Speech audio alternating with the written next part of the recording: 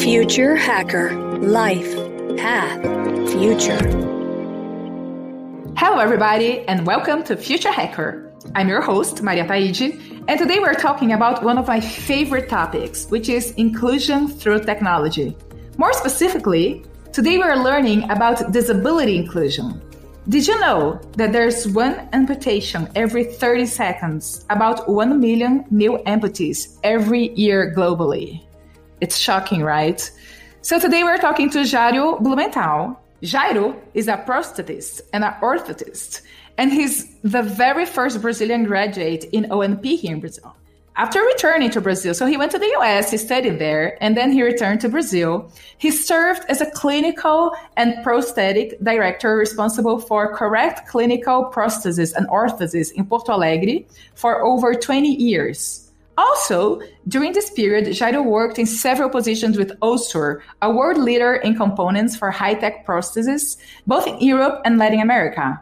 His last position at the company was Vice President Commercial and Marketing for the entire Latin continent. Jairo lectured and taught courses in more than 30 countries, being an active member of the American Academy of, it's going to be hard to say that, everybody, Prosthodontists and Orthotists, or I don't know how it says, an international society for this subject. Passionate about everything he does, he decided to join the Da Vinci Clinic project, and he will tell us more about it during our conversation today. Hi, Jairo. It's so great to talk to you. How are you doing?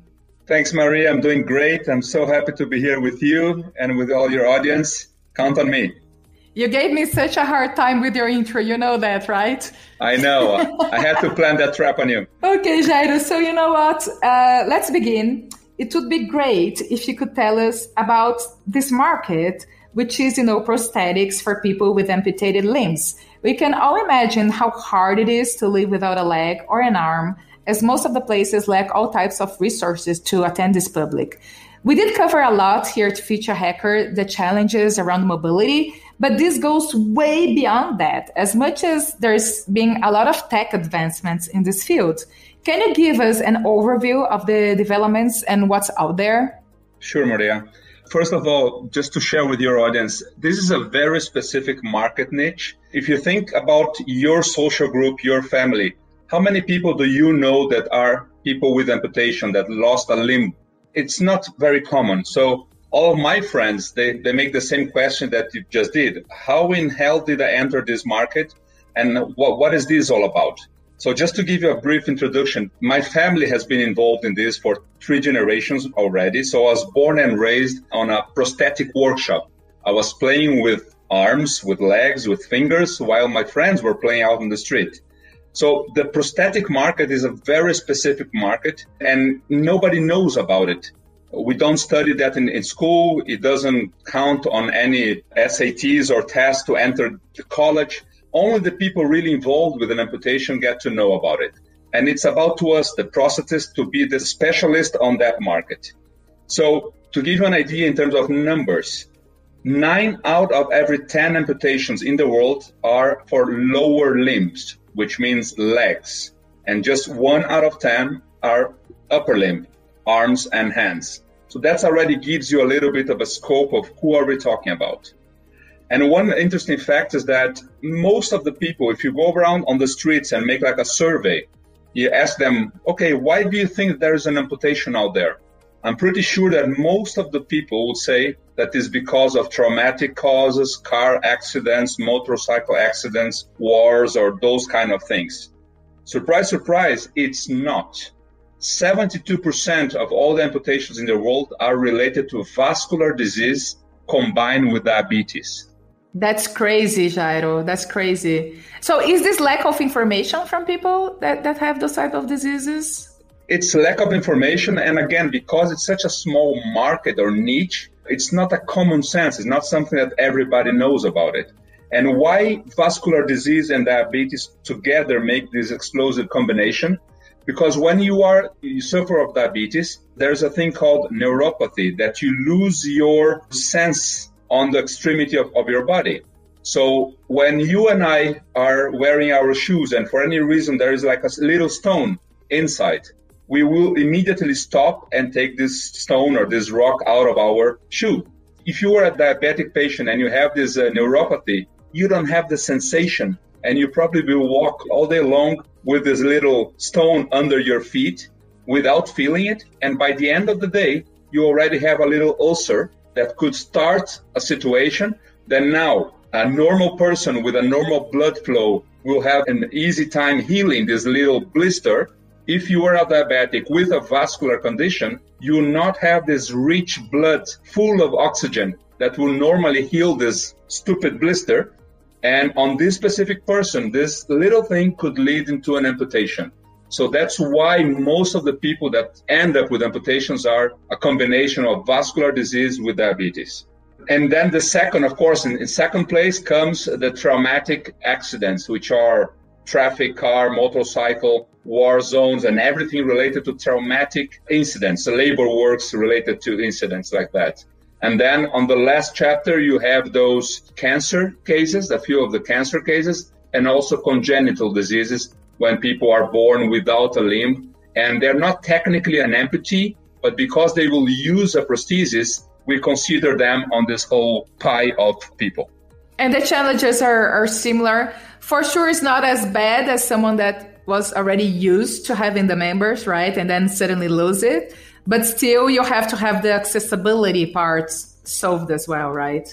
Absolutely right. Those who lose a limb in the middle of their life, they definitely have more of a hard time getting used to this new material, this new tool called prosthesis, compared to those kids that were born without one, and they already learn how to walk and run on the first time, already using these devices. But again, with the new technology that we are using nowadays, I would say that most of the people have a good chance to recover a decent quality of life using this prosthesis, especially now where we're getting more into bionics and less into nuts and bolts as it was in the beginning of my career 20-something years ago.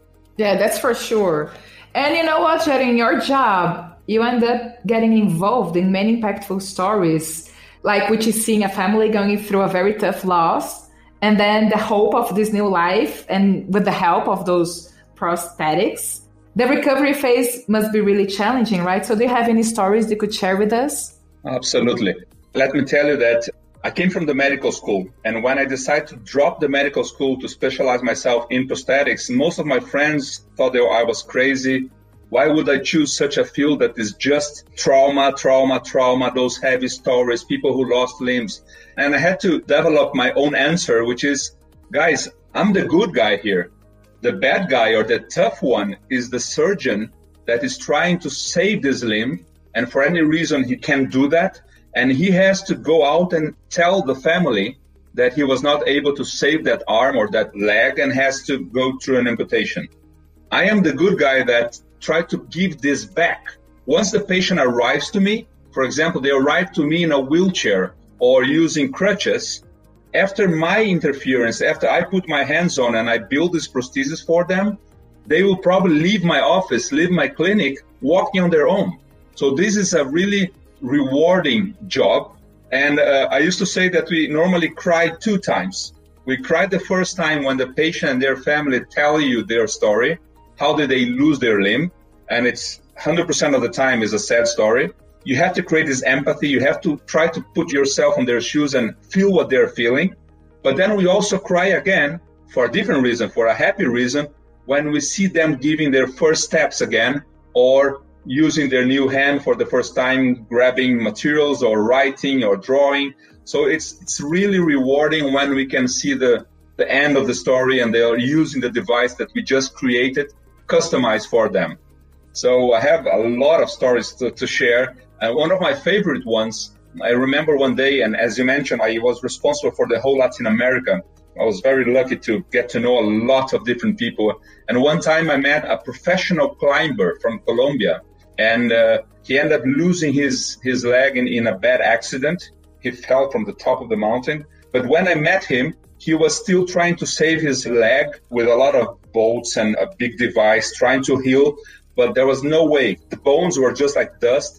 And he knew I was in Colombia that day, and he came to me and said, Jairo, if I decide to go for an amputation, what's going to happen? Can you help me decide? And I told him, no, I cannot help you decide if you're going to amputate yourself or not. Only your clinical team, your doctor can do that.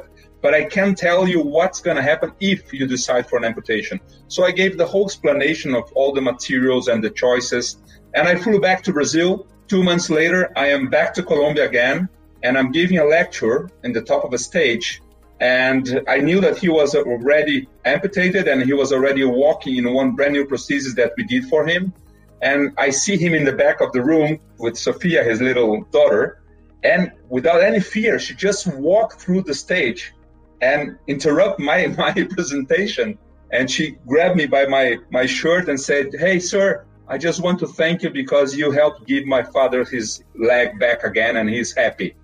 Of course, Maria had to hide my tears for 5 seconds and recompose and continue with my speech to the audience. But those are the stories that you'll never forget. And there's another interesting story that I think is worth it to share with you. For example, this kid, his name is Pedro. He got one disease called meningococcemi. He ended up losing all his 4 limbs, both arms above the elbow, both legs above the knee. And he was just 18, fighting for his life in the hospital. And I was in São Paulo giving a lecture again. And a doctor called me and saying, "Jairo, I know that you are in town. I have the father of this kid that he's desperate. He wants to talk to you. Can you talk to him?" And I said, "Of course, I have a 1-hour break for lunch. Bring him in. While I eat, I will explain to him what's going on." And I met this gentleman. Can you imagine a father following his son that just lost all of the 4 limbs and fighting for his life? So I tried to calm him down and explain all the procedure, all the rehabilitation steps. I told him that it wouldn't be an easy job, but it could be done, it was doable. And I gave him like the step-by-step what to do, where to do.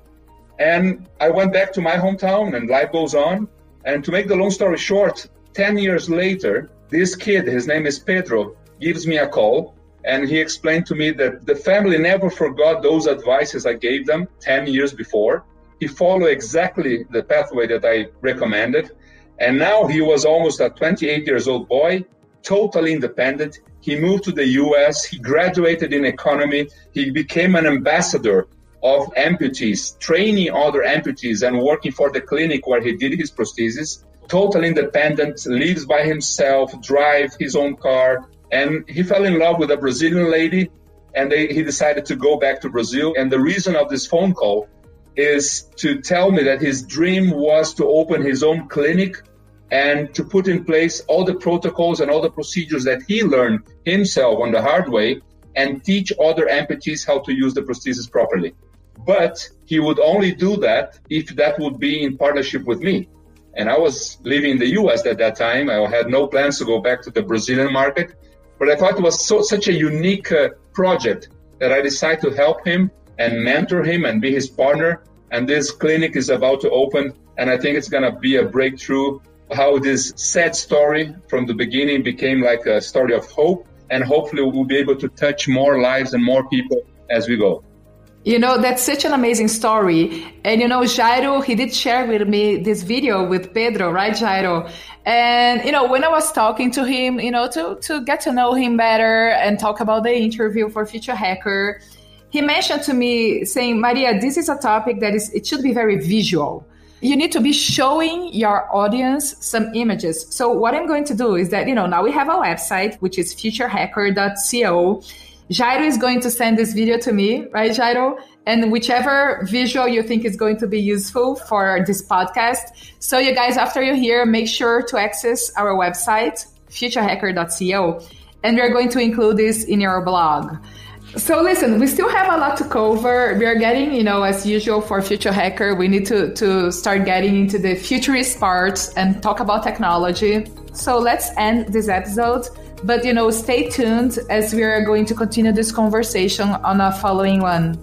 Talk to you soon, Jairo. Future Hacker. Life. Path. Future.